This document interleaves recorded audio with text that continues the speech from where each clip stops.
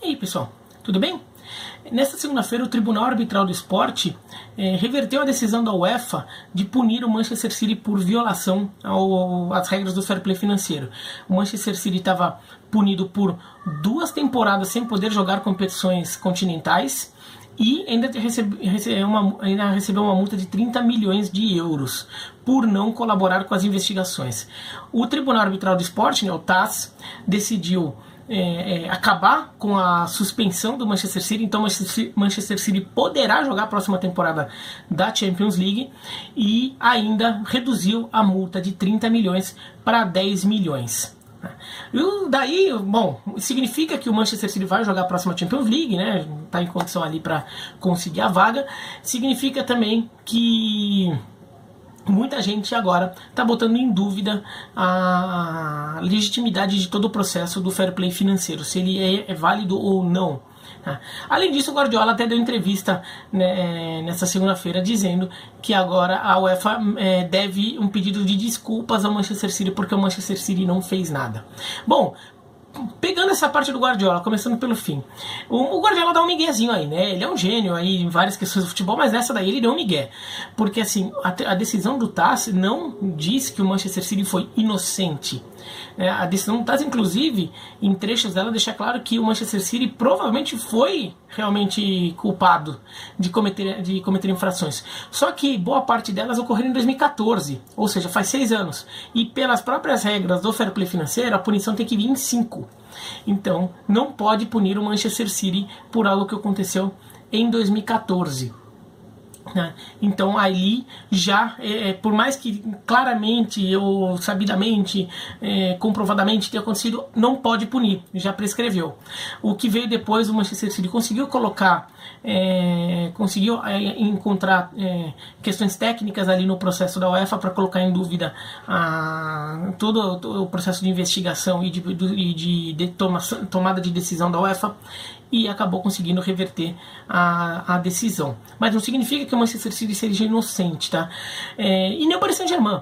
Porque isso na verdade começa quando vazam documentos da UEFA que mostram que a entidade tinha feito vista grossa para irregularidades do fair play financeiro cometidas pelo Paris Saint-Germain e pelo Manchester City.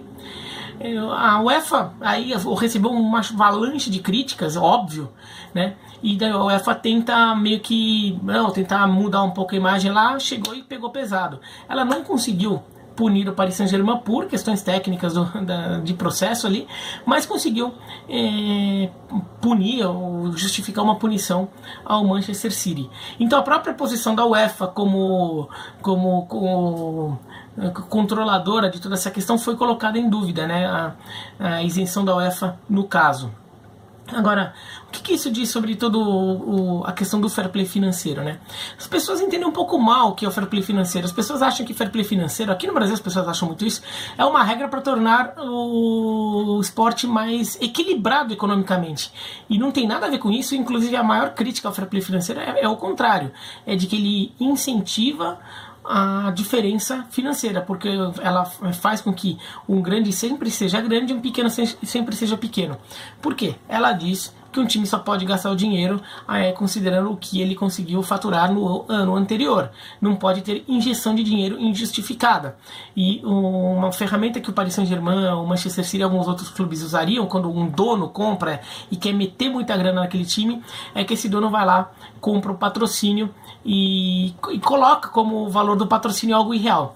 Aqui tem a camisa do New York City, da Major League Soccer, que é o mesmo que pertence ao Manchester City, né? É uma sociedade do Manchester City com o New York Yankees, mas a camisa é quase igual do Manchester City e tem o patrocínio aqui da empresa aérea dos Emirados Árabes, de Abu Dhabi, a da Etihad. A questão, por exemplo, seria essa: digamos que a avaliação de mercado, que o patrocínio da camisa do Manchester City em um determinado ano valha 40 milhões de euros, tá? Só que daí o pessoal lá, que os empresários lá dos Emirados Árabes, o Emir lá, quer botar um dinheiro no Manchester City, o que ele faz? Ele cota, ele vai lá, ele como dono do clube, diz, e ele como dono do patrocinador, coloca lá que esse patrocínio, na verdade, vale 100 milhões de euros, sei lá, de libras, então em vez de pagar 40, paga 100. E daí é um jeito de você injetar 60 milhões ali por injeção sua, né? Não que seja um dinheiro que aquele clube tenha justificado com a entrada dele, né? Tenha feito por onde para aquele dinheiro aparecer. Esse tipo de irregularidade que teria sido cometida, né? Então o fair play financeiro é complicado, porque tem um time médio que de repente quer tentar virar grande e encontra um investidor, tem dificuldade, porque esse investidor só pode ficar gastando dinheiro considerando o que esse time conquistou, ou seja, tem que ser feito a passos muito lentos. Ou seja, ele acaba favorecendo os grandes a continuarem grandes, porque quem já está ganhando muito dinheiro pode continuar gastando. O Chelsea passou por esse processo, mas foi antes da criação do fair play financeiro. Então o Chelsea pôde receber uma injeção violenta do Roman Abramovich e virou um clube grande. Virou um clube de faturamento grande. Então, depois de um tempo, o Chelsea passou a ser um clube sustentável. Então não teve problema nenhum. E essa história vale para vários clubes da Europa, tá? O Málaga da Espanha aconteceu isso, o Málaga está quase caindo para a terceira divisão no futebol espanhol, chegou até quartas de final da Champions League, esteve a 1 minuto de eliminar o Borussia Dortmund e chega numa semifinal de Champions League. O Hearts da Escócia passou por isso, o Portsmouth da Inglaterra passou por isso, né? Um monte de time, né? Passou por isso. Então, o Mônaco da França passou por isso, né? Então, o fair play financeiro tem essa questão. E agora muita gente está colocando em xeque, porque fala, bom, o fair play financeiro funciona, fez com que vários clubes deixassem de realizar investimentos que eles queriam, mas porque eles teriam um problema com o fair play financeiro, mas aí o Paris Saint-Germain, o Manchester City vai lá e faz o que quer, né? E é uma crítica justa, tá? Porque muito clube passou a conter os seus gastos por causa do fair play financeiro com medo de punição. E as punições para os times pequenos, elas vêm, né? Agora, para o Manchester City e Paris Saint-Germain, essa punição acabou não vindo. Então, é um questionamento que faz sentido. De qualquer forma, o fair play financeiro é uma política que, em geral, é bem sucedida, tá? Isso a gente não pode perder. A gente não pode ficar só pensando também em um caso mais midiático e perder um pouco de vista todo o contexto do futebol europeu. Aqui num artigo do site Trivela, eu vou deixar todos os links aqui na descrição do vídeo, mostra aqui que em 2011 foi feito um levantamento entre 700 clubes das primeiras divisões nacionais da Europa, 700 clubes, e somando o saldo deles, o saldo financeiro deles, dá um prejuízo somado de 1,7 bilhão de euros. Né? Então o futebol europeu de primeira divisão teve um prejuízo de 1,7 bilhão. Os clubes, somando todo mundo, entre o que eles gastaram e o que eles faturaram, tiveram um prejuízo de 1,7 bilhão. Por quê? Porque é muito fácil ter prejuízo no futebol. Porque você, se não tiver um controle de salários, por exemplo, você pode prometer o salário que for para o jogador, e daí porque você quer reforçar o seu time, se fica malucaço, vai lá, contrata um jogador e pronto. Você está tendo um prejuízo enorme. Mas ali você quer ganhar. E se você de repente ganha, talvez aquele investimento até volte para você, porque de repente ganhando uma vaga na Champions League, por exemplo, vai entrar um dinheiro que de repente pague a entrada daquele jogador. Agora, e se você não conquista a vaga na Champions League? Você investiu pensando em Champions League, mas vai ter que viver com Liga Europa, ou às vezes nem com isso. E daí aquele jogador não se paga e você tem prejuízo. É isso o futebol brasileiro. Né? A história do futebol brasileiro é essa, e a política que afundou o Cruzeiro tem muito a ver com isso, porque o Cruzeiro gastava um dinheiro que não tinha com vários jogadores ali nos últimos anos, sempre contando que ia ganhar a Copa do Brasil, ia longe no Brasileiro, na Libertadores, e a premiação desses torneios acabaria fazendo com que a conta meio que se pagasse. Não se pagaria não, tá? Mas assim, que a conta não ficaria tão feia, só que daí quando o dinheiro começou a não entrar, daí só tava dinheiro saindo. Agora, em 2017 e 2018, o saldo do futebol europeu foi de lucro de 579 milhões de euros em 2017 e 140 milhões de euros em 2018.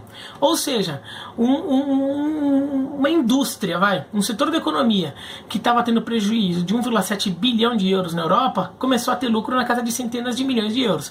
Claro que isso significa que alguns clubes tiveram prejuízo, outros tiveram um lucro pequeno, outros um lucro um pouco maior ali. Mas o saldo final o futebol europeu parou de perder dinheiro.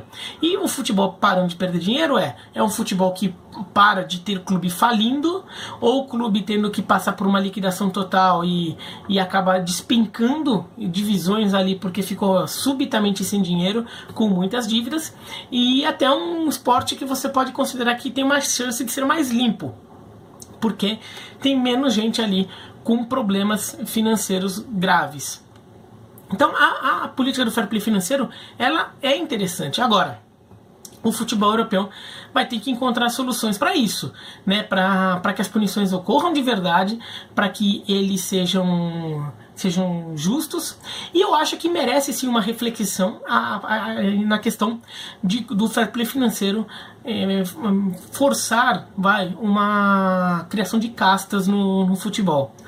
O fair play financeiro é uma medida interessante, mas ele também não pode impedir que um clube queira crescer. Talvez criar parâmetros para esse nível de injeção de investimento, porque até clubes de camisa agora não conseguem mais se ficaram um tempo embaixo. Por exemplo, o Milan tem muita dificuldade de se recuperar, porque até tem gente que vê no Milan um clube com um potencial muito grande, econômico muito grande, e que, dá pra chegar lá no Milan, botar uma grana, o Milan vai voltar a ser forte, é um dos times mais populares da Itália, um dos times mais populares de Milão, a cidade mais rica da Itália, é uma camisa muito forte, o segundo maior campeão da Europa, sei lá o que, então o Milan me dá retorno. Só que daí, ninguém vai lá, por quê? Porque como o Milan teve uns anos de baixa, agora não pode injetar dinheiro no Milan, porque se você injeta dinheiro no Milan, você não cumpre o fair play financeiro, então você tem que ficar vários anos ali, cada ano ganhando um pouquinho mais para conseguir justificar isso, e daí acaba afastando potenciais investidores. Então acho que tem uma reflexão sobre isso no fair play financeiro é justa,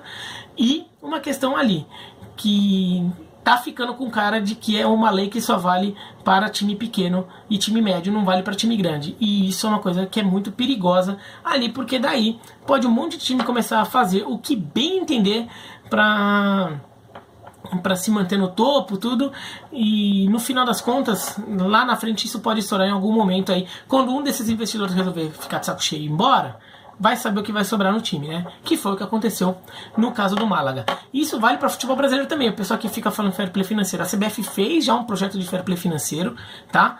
Ela já fez, então há essa possibilidade disso entrar. Eu acho uma ideia interessante, acho boa, mas o público tem que ter noção exatamente do que é, e também tem que ser feito aí com cuidados ali, para não virar também um mecanismo que acabe forçando clubes grandes a ficarem maiores e clubes pequenos a ficarem menores. Só que na época do fair play financeiro da CBF eu fiz um vídeo sobre isso, então vai aparecer aqui do lado daqui a pouco esse vídeo, tá bom? Então é isso. Então se gostou do vídeo, dá joinha, não gostou não, se inscreve no canal, clica no sininho para receber a notificação e escreve aqui embaixo o que vocês acham sobre esse assunto, tá bom? Tchau, tchau.